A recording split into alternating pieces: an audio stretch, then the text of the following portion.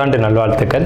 அதாவது நம்ம தமிழர்கள் தமிழ் புத்தாண்டை தான் நம்ம வந்து விசேஷமாக கொண்டாடணும் அப்படின்ற ஒரு அமைப்பில் வந்துட்டு இந்த தமிழ் புத்தாண்டு அப்படிங்கிறது வரக்கூடிய ஏப்ரல் 14 தொடங்க இருக்குது. நம்மளுடைய தமிழர்களுடைய ஒரு பண்பாட்டில், நம்மளுடைய கணித முறைகளில், நம்மளுடைய சாஸ்திர முறைகளில் முன்னோர்கள் வகுத்து கொடுத்தது எது அப்படின்னு கேட்டிங்கன்னா சித்திரை 1 தான் நமக்கு தமிழ் புத்தாண்டு. பிறக்க போகிற தமிழ் புத்தாண்டு இந்த சித்திரை 1 அப்படிங்கிறது விஸ்வாசு வருடம். அதாவது 60 வருடங்கள் தமிழருக்கு பிரபவ விவ சுக்ல பிரமோத்துத பிரம்மோத்பத்தி ஆங்கிரச ஸ்ரீமுக பவ யுவ தாது ஈஸ்வர வெகுதானியா அப்படின்ட்டு 60 வருடங்கள் தமிழ் வருடங்கள் கொடுக்கப்பட்டிருக்கு. அதில் 39வது வருடமானது விஸ்வாசு வருடம்.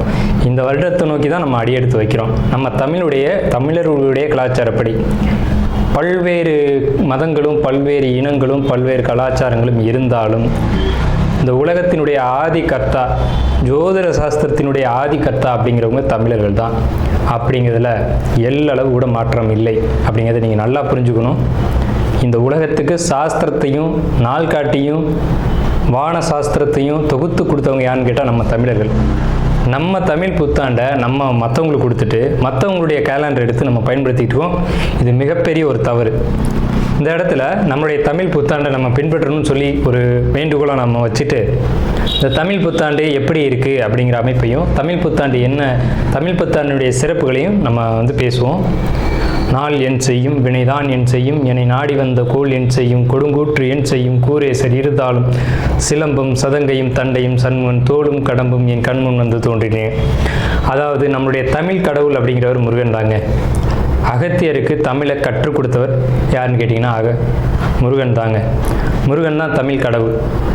அதாவது அவருடைய பிறப்பு வேணால் நம்ம வந்து சிவன் பார்வதி அப்படி இப்படின்னு நம்ம சொல்லலாம். ஆனால் தமிழுக்கென்ற ஒரு கடவுள், தமிழினுடைய ஆதி கர்த்தா அப்படிங்கிறவங்க யாருன்னு கேட்டிங்கன்னா முருகன் தான். ஸோ அதனால் நம்ம முருகனை வணங்கி நம்ம இந்த பதிவை தொடர்வோம். சித்திரை 1 அப்படிங்கிறது ஏப்ரல் 14 ஆங்கில கணக்குப்படி. ஆங்கில கணக்கை தயவு செஞ்சு யாரும் எடுத்துக்க வேணாம். ஆங்கில நாள்காட்டி தவறானது தான். இது வந்து நம்ம சவால் விட்டே சொல்லலாம். ஒரு 15 நாட்கள் ஆங்கில நாட்காட்டியில் காணாமல் போய் அதை தேடி கண்டுபிடிச்சி அதுக்காக நாட்களை திருத்தின ஒரு வரலாறு நம்ம வரலாறு இருக்குது. நல்லா தெரிஞ்சுக்கோங்க. இன்னையிலேருந்து இன்னும் நூற்றுக்கணக்கான வருடங்களுக்கு கிரகணத்தை ஆதி காலத்திலே குறித்து வச்சுருக்காங்க நம்ம முன்னோர்கள். ஸோ அப்படிப்பட்ட நம்மளுடைய தமிழ் வருடப்பிறப்பான விஸ்வாச வருடப்பிறப்பு எப்படி நடக்குது அப்படின்னு பார்த்தீங்கன்னா, திங்கட்கிழமை அன்னைக்கு பிரதமை திதியில் சுவாதி நட்சத்திரத்தில் வஜ்ரம் நாமயோகத்தில் கௌளவ கரணத்தில் பிறக்க இருக்குது. இந்த சித்திரை 1 தாங்க கேரளாவில் ஐயப்பனுக்கு நடை திறப்பு முதல்ல நடக்கக்கூடிய நாள் அப்படின்னா சித்திரை விசு அப்படின்னு சொல்லுவாங்க. விசு அப்படின்னா சமப்படுத்துதல் அப்படின்னு பேர். சித்திரை விசு அப்படிங்கிறத கேரளாவில் விசேஷமாக கொண்டாடுறாங்க. ஏன்னா நம்மகிட்டேருந்து பிழிஞ்சு போன ஒரு மொழி வந்து மலையாளம் அப்படிங்கிறது. சரி, விஸ்வாசு வருடத்துக்கு நம்ம முன்னோர்கள் என்ன விளக்கம் கொடுத்துருக்காங்க அப்படின்னா, விஸ்வாசு அப்படின்ற சொல் வந்துட்டு நேர்மை, நீதி, செல்வம் அப்படின்னு உயர்ந்த ஒரு அர்த்தத்தை வச்சுருக்காங்க. நம்முடைய தமிழ் மொழிக்கு நம்ம தமிழ்லேயே அர்த்தங்கள் தேட வேண்டிய ஒரு காலகட்டம் வந்தாச்சு. சரி, இந்த விஸ்வாசு வருடம் அப்படிங்கிறது நேர்மை, நீதி, செல்வம் அப்படிங்கிற ஒரு அர்த்தத்தில் வருது இந்த சொல் அப்படிங்கிறது.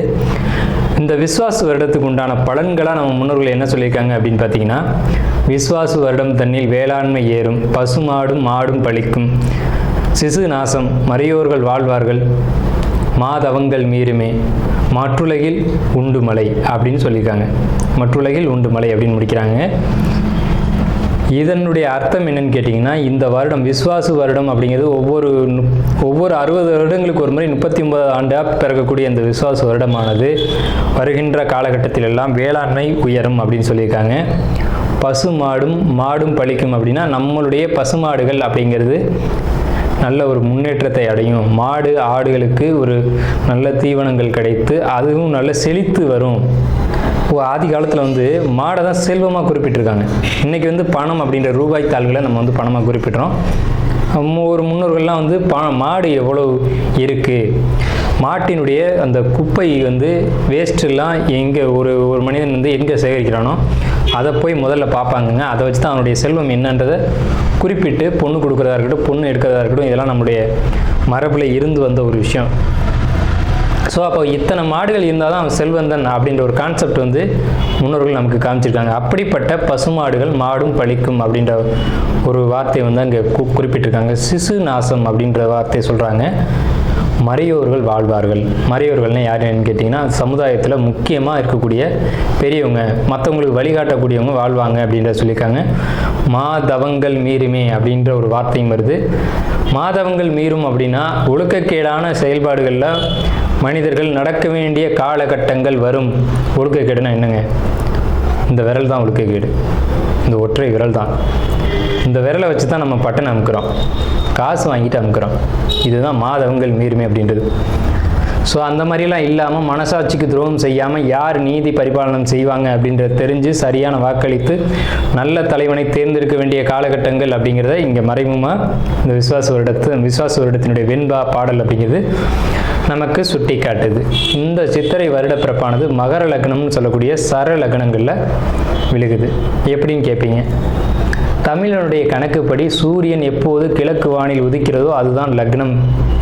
ஸோ சித்திரை மாதம் 1ஆம் தேதியானது உதிக்கக்கூடிய நேரம் அப்படிங்கிறது கிழக்கு வானத்தில் சூரியன் உதிக்கக்கூடிய அந்த டைம் அப்படிங்கிறது 2:22 அதிகாலை மணி 2:22க்கே சூரியன் கிழக்கு வானத்தில் உதிச்சிடறாரு. அப்போ அது லக்னமாக போட்டுக்கணும், இந்த வருடத்தினுடைய பிறப்பு லக்னமாக போட்டுக்கணும்.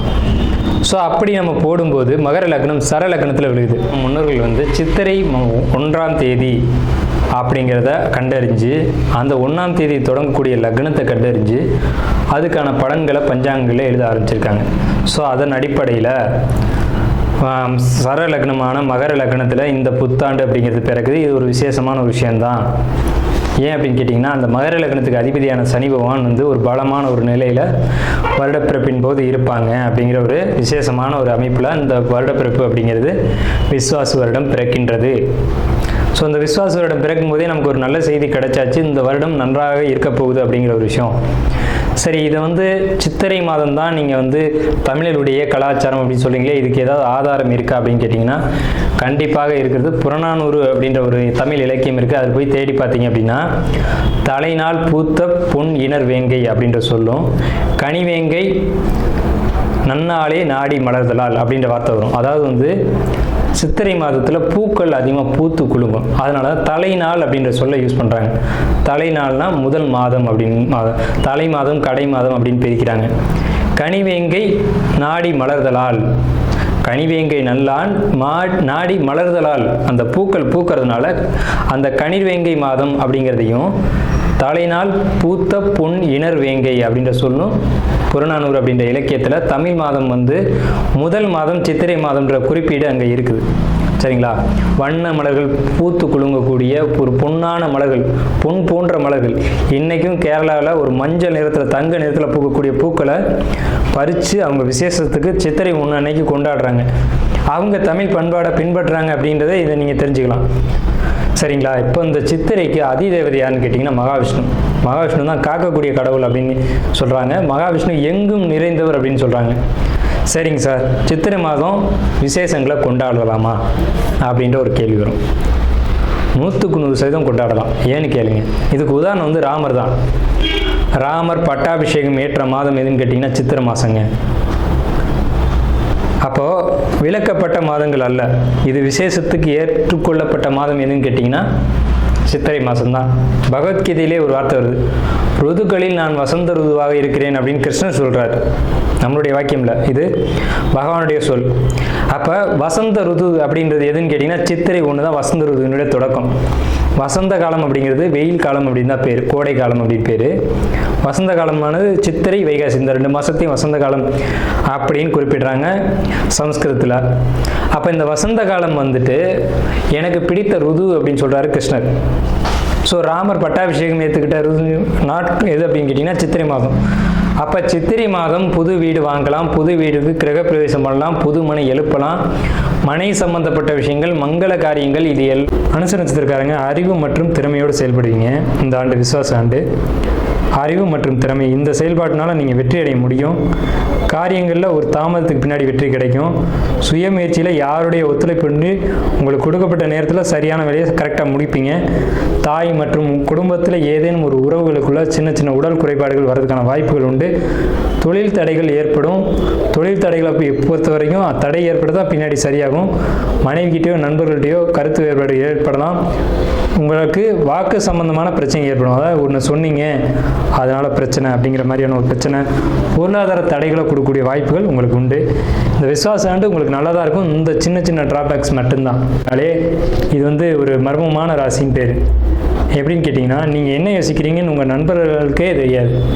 ஸோ அப்படிப்பட்ட ஒரு மர்மமான நபர்கள் நீங்கள். என்ன சிந்திக்கிறீங்க அப்படிங்கிறத கூட உங்கள் நண்பர்களால் கண்டுபிடிக்க முடியாது.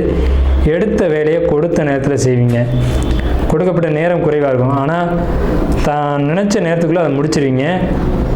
ஸோ இப்படிப்பட்ட உங்களுக்கு இந்த விருச்சிக ராசி அப்படின்றது தேல் அப்படின்ற சின்னத்தை அடிப்படையாக வச்சு கொடுத்துருக்காங்க. தேல் அப்படிங்கிறது ஒரு ஆண் தேல் வந்து இனப்பெருக்கத்தின் போது மரணம் அடைஞ்சிடும்.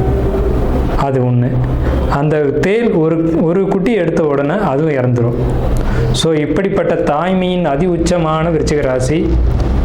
இதில் ராணி தேல் அப்படின்னு ஒரு தேல் இருக்கும், தேல்களில் அதுதான் வந்து அதிகபட்சமான பாதுகாப்போடு இருக்கக்கூடிய ஒரு தேல். அந்த மாதிரி ஒரு பாதுகாப்பு உணர்வோடையும் எச்சரிக்கை உணர்வோடையும் பயணிக்கக்கூடியவங்க யாருன்னு கேட்டிங்கன்னா அந்த விருச்சிக ராசிக்காரங்களான நீங்கள் தான். எப்போவுமே உள்ளுக்குள்ளே ஒரு பயம் இருக்கும், வெளியில் ஒரு தைரியமான நிலையில் காட்டிக்கிற மாதிரி உங்களை நீங்கள் காட்டிக்கிங்க. ஸோ இப்படிப்பட்ட உங்களுக்கு இந்த விஸ்வாச வருடம் பிறந்தக்கூடிய இந்த கிரக நிலைகளானது எப்படி இருக்குது அப்படின்னு பார்த்தீங்கன்னா, உங்கள் ராசிக்கு 4ஆம் இடத்து ராகு, 5ஆம் இடத்து சனி, 8ஆம் இடத்து குரு, 10ஆம் இடத்து கேது. நன்மை செய்யுமா தீமை செய்யுமா, நல்லதா கெட்டதா, வெற்றியா தோல்வியா, இப்படின்ற ஒரு கேள்விகளோடு நம்ம ஆரம்பிக்கிறோம். கண்டிப்பாக நல்லது அப்படின்ற சொல்கிறது மட்டும்தான் நமக்கு வந்து ஒரு அமைப்பு அப்படிங்கிறது இருக்குது. ஸோ எப்படி நல்லது அப்படிங்கிறத நம்ம முதல்ல பார்த்துருவோம். உங்களுக்கு வெளியூர் வெளிநாடு பயணங்கள் இருக்கா அப்படின்னு பார்த்தா கண்டிப்பாக அதுக்கான வாய்ப்புகள் இருக்குது. ஆனால் அதில் கொஞ்சம் கவனம் போகலாம், ஆனால் கவனமாக இருக்கணும் அப்படிங்கிற ஒரு அமைப்பு. உங்கள் மனசுக்குள்ளே இப்போ ஒரு பதட்டம் இப்போ தெரியும், ஒரு கவலை, ஒரு அழுத்தம் உங்களுக்குள்ளே தெரியும். அதே மாதிரி உங்களுக்கு உடன் பிறந்தவங்க மூலமாக ஒரு சப்போர்ட் அப்படிங்கிறது கிடைக்கும். இப்போ 4ல் ராகு அப்படிங்கும்போது தாய் வழியில் நீங்கள் எச்சரிக்கையாக இருக்கணும் அப்படின்ற ஒரு அமைப்பு. ஆனால் அந்த 4ல் ராகு இருந்தாலும் அதை குரு பார்க்குறாரு. அப்போ அம்மாவுக்கு உடம்புக்கு எடுத்து போயிருமா அப்படின்னா இல்லை, அதை குரு பார்த்து சரி பண்ணுறாருங்க. ஆனாலும் நீங்கள் கவனமாக இருக்கணும் அப்படின்ற ஒரு காலகட்டம் தான் இது. பெரிய பாதிப்புகள் ஏற்பட்டுறாது, ஆனால் எச்சரிக்கையாக இருக்கணும். விருச்சிக ராசியை பொறுத்த வரைக்கும் அவங்களுடைய தாயார் உடல்நிலையில். ஆனால் கடந்த காலகட்டங்களில் பாதிப்புகள் அதிகமாக கடந்து வந்திருப்பீங்க, அதெல்லாம் உண்மைதான். 5ஆம் இடத்து சனி மன அழுத்தங்கள், குழப்பங்கள், கவலைகள் இதெல்லாம் கொடுக்கும். தொழிலில் தடை தாமதங்கள், தொழில் லாபத்தில் ஒரு பிரச்சனை, தொழில் பண்ண முடியாத ஒரு சூழ்நிலை, ஒரு தொழிலில் முக்கியமான ஒரு பார்ட்னராக இருந்தவர் கைவிட்டு போனது அப்படிங்கிற ஒரு நிலையெல்லாம் உங்களுக்கு வந்து இந்த காலகட்டங்களில் இந்த விசுவாச ஆண்டுலையும் அது தொடரும். ஆண்டினுடைய பிற்பகுதி அப்படிங்கிறது விருச்சிக ராசிக்கு தந்தை வழியில் பிரச்சனை, அரசாங்க வழியில் தொந்தரவுகள் இதெல்லாம் சந்திக்கக்கூடும். அதே மாதிரி தந்தையை விட்டு பிரிஞ்சு இருக்கிறது அப்படிங்கிறது விருச்சிக ராசிக்கு ரொம்ப நல்லது. தொழிலில் ப்ராப்ளம் அப்படிங்கிறது இந்த ஆண்டு உண்டு. விருச்சிக ராசிக்கு என்ன மாதிரியான தொழில் தடைகளை கொடுக்கும் அப்படின்னா, 10ஆம் இடத்துக்கு கேது அப்படிங்கிறது சட்ட ரீதியான குழப்பங்கள், சட்ட ரீதியான பிரச்சனை. புதுசாக ஒரு விஷயத்தை அமல்படுத்திட்டு அதன் மூலமாக நேரடியாகவோ மறைமுகமாகவோ உங்களுக்கு ஒரு பாதிப்பை ஏற்படுத்தக்கூடிய ஒரு அமைப்பை கொடுத்துரும். சொத்தை பொறுத்த வரைக்கும் சார் நல்லா இருக்கா? சரி, தொழிலை சொல்லிட்டீங்க, அம்மா அப்பாவை சொல்லிட்டீங்க, குடும்பத்தை சொல்லிட்டீங்க, ஓகே. சொத்து கிடைக்குமா சார்? சொத்துக்காக ஒரு கேஸ் போட்டிருக்கேனே என்ன ஆகும் அப்படின்னு நீங்கள் கேட்டிங்கன்னா கண்டிப்பாக அந்த சொத்து உங்களுக்கு கிடைக்கும். அந்த கேஸில் நீங்கள் ஜெயிப்பீங்க அப்படின்னு தான் நம்ம சொல்ல முடியும். ஏன்னா இந்த கிரக அமைப்பு குரு வந்து 8ஆம் வீட்டில் மறைஞ்சு 2, 4, 8, 12 இந்த வீடியோவில் பார்க்குறாங்க. அப்போ நல்ல தூக்கம் வரும் சார். நல்ல ஒரு வெளியூர் பயணம், லக்ஸரியான பயணம் இருக்கும், நீண்ட தூர பயணங்கள் இருக்கும், வெளிநாடு போகலாம், எச்சரிக்கைன்னு அதனால தான் ஆரம்பிக்கும் போதே சொன்னோம். ஜாப்பில் இருக்கக்கூடியவங்களை பொறுத்த வரைக்கும் ப்ரமோஷன் நிச்சயமாக உண்டு. தொழிலில் இருக்கக்கூடியவங்களுக்கு சின்ன சின்ன குழப்பங்கள், மனக்கவலைகள், தொழில் ரீதியான குழப்பங்கள், கவலைகள் இதெல்லாம் உண்டு. தொழிலில் பிரச்சனை வரும். இடம் மாற முடியுமா அப்படின்னு கேட்டிங்கன்னா இடம் மாறுறது கொஞ்சம் சிரமம்தான். இடமாற்றங்கள் அப்படிங்கிறது தொழிலில் இல்லை. அதே நேரத்தில் தொழிலில் சிக்கல் வரும், ஆனால் சிக்கலுக்கு பின்னாடி ஒரு முடிவும் கிடைக்கும். சிக்கலுக்கு பின்னாடி உங்களுக்கு ஒரு தெளிவும் கிடைக்கும். விருச்சிக ராசி அல்லது விருச்சிக லக்னக்காரங்களுக்கும் இது பொருந்தும். உங்களுடைய நட்பு, திருமண வாழ்க்கையை பொறுத்த வரைக்கும் கொஞ்சம் இடர்பாடான சூழ்நிலைகள் தான். அவங்களுடைய சப்போர்ட், உதவின்றது கொஞ்சம் குறைவாக தான் கிடைக்கும். நண்பர்கள் விட்டு விலகி போயிருப்பாங்க அப்படிங்கிறத நம்ம ஆல்ரெடி பேசணும். ஸோ அந்த மாதிரியான ஒரு அமைப்பு தான். தொழிலை பொறுத்த வரைக்கும், சமுதாய விஷயங்களை பொறுத்த வரைக்கும் நண்பர்களாக இருக்கட்டும், மனைவியாக இருக்கட்டும், சப்போர்ட் கொஞ்சம் குறையும். எப்போவுமே தொழிலுக்கு சார் விருச்சிக ராசியை பொறுத்த வரைக்கும் மனைவி தான் அதிகமாக உழைப்பாங்க, கணவன் பேரளவில் மட்டும்தான் இருப்பார். ஆனால் இந்த சமயத்தில் மனைவியினுடைய சப்போர்ட்டே குறைவாக இருக்குது அப்படின்னு பார்க்கும்போது அப்போ தொழிலில் கொஞ்சம் இடர்கள் வரத்தான் செய்யும். அதை மனைவிகிட்ட விட்டு கொடுத்து போகிறது மூலமாக மட்டும்தான் நீங்கள் சரி செய்ய முடியும். நண்பர்கள்ட்ட விட்டு கொடுத்து போகிறது மூலமாக மட்டும்தான் சரி செய்ய முடியும். எப்போவுமே விருச்சிகம் தனியாக தொழில் செய்யாது சார், கூட்டாக தான் செய்யும். அது மனைவியாக இருக்கலாம் அல்லது நண்பர்களாக இருக்கலாம், ஏதோ ஒரு கூட்டு அப்படிங்கிறது அங்கே இருக்கும். இதை பொறுத்த வரைக்கும் விட்டு கொடுத்து போகிறது விருச்சிக ராசிக்கு ரொம்ப ரொம்ப ரொம்ப உத்தமம். சமுதாயத்தில் அல்லது சொந்த பந்தங்களுக்கு இடையில் ஒரு அவப்பெயர் ஏற்பட்டு தான் சரியாகும். அது எதுவாக வேணாலும் இருக்கலாம், ஒரு அவப்பெயர் அப்படிங்கிறது ஏற்படும். ஸோ அந்த அவப்பெயருக்கு பின்னாடி உங்களுக்கு நல்ல ஒரு அமைப்பு இருக்கா அப்படின்னா கண்டிப்பாக அந்த கெட்டுப்போன பேரை நீங்கள் திருப்பி எடுத்துருவீங்க, நல்லவன்ற பேரை எடுத்துருவீங்க. இருந்தாலும் பேர் கெட்டு போயிடாத அளவுக்கு உங்களை நீங்கள் பார்த்துக்கோங்க அப்படின்னு தான் நம்ம கேட்குறோம். பொருளாதார விஷயத்தை பொறுத்த வரைக்கும் தட்டுப்பாடான சூழ்நிலை இவ்வளோ நாள் இருந்த மாதிரி இப்போதைக்கு இருக்காது. பணம் பொருளாதாரத்துக்கு கஷ்டப்பட வேண்டிய சூழ்நிலை அப்படிங்கிறது விருச்சிக ராசிக்கு 8ல் மறைகிற குருனால உங்களுக்கு உண்டு. 8ல் குரு மறைஞ்சாலும் ராசிக்கு 2ஆம் இடத்தை பார்க்குறாரே சார் அப்படின்னா அந்த 2ஆம் இடத்தை பார்வை செய்கிற அளவுக்கான பொருளாதாரத்தை உங்களுக்கு கொடுத்துருவாரு. ஆனால் வார்த்தைகளில் ரொம்ப கவனமாக இருக்கணும். கணவன் மனைவிகிட்டே இருக்கலாம், அல்லது தொழில் செய்யக்கூடிய இடங்களையாக இருக்கட்டும், அல்லது நண்பர்கள்ட்டே இருக்கட்டும், வார்த்தைகளில் ரொம்ப கவனமாக இருக்கணும். தந்தை மகன் உறவு, தந்தை மகள் உறவு பொறுத்த வரைக்கும் விட்டு கொடுத்து போங்க. நீங்கள் உங்கள் குழந்தைங்கள நம்பாமல் இருக்கிறது, உங்கள் குழந்தைங்க உங்களை நம்பாமல் இருக்கிறது, இதெல்லாம் விருச்சிக ராசிக்குள்ள ஒரு பெரிய பாடான பாடு. யாருக்காக நம்ம வாழ்கிறோம், நம்ம எதுக்காக நம்ம குழந்தைங்களை எடுத்துக்கிறோம், நம்மளுடைய அடுத்த பரிமாணம் தானே அது. அந்த தன்மைகளை புரிஞ்சுக்கோங்க சார். அதுக்கு குழந்தைங்களுக்கு உண்டான சொத்தாக இருக்கட்டும், குழந்தைங்களுக்கு உண்டான ஒரு அமைப்பாக இருக்கட்டும், தொழிலை கேட்குறாங்களா வச்சு கொடுத்துருங்க. உங்கள் தொழிலே கேட்குறாங்களா கொடுத்துருங்க, கொடுத்துட்டு நிம்மதியாக இருங்க, அவங்க செய்யட்டுமே, இப்போ என்ன. ஸோ அந்த மாதிரியான ஒரு எண்ணங்கள் உங்களுக்குள்ள வரணும். அவங்க கேட்பாங்க, கேட்கும்போது கொடுத்துருங்க. கொடுத்துட்டிங்கன்னா உங்களுக்கு இந்த இடர்பாடுகள் அப்படிங்கிறதுலாம் இதில் இருக்காது. அவங்களுடைய ஜாதகம் பேச ஆரம்பிச்சிடும். அவங்களுடைய ராசி லக்னம் வேறையாக இருக்கும், அவங்க ஜாதகங்கள் வேறையாக இருக்கும், அவங்களுடைய கர்மா வேறையாக இருக்கும். அதன்படி பார்த்துக்கலாம். ஆனால் நீங்கள் பிடிவாதக்காரங்க அப்படின்றதுனால தான் இவ்வளோ சீக்கிரம் உங்கள் ராசி அதிபதி செவ்வாய் அப்படிங்கிறதுனால உங்களுக்குள்ளே இருக்கக்கூடிய பிடிவாத குணங்கள் அப்படிங்கிறது தொழிலையும் பொருளாதாரத்திலையும் பிரச்சனைகளை ஏற்படுத்தக்கூடிய காலகட்டம் தான் இது. ஸோ இதை பொறுத்த வரைக்கும் விட்டு கொடுத்து போங்க, ரொம்ப நல்லாயிருக்கும். வாழ்த்துக்களை சொல்லி 55% மேலே விருச்சிக ராசிக்கு நல்ல பலன்கள் நடக்க இருக்குது. விருச்சிக ராசிக்கு என்னுடைய வாழ்த்துக்களும் நன்றிகளும் வணக்கங்களும்.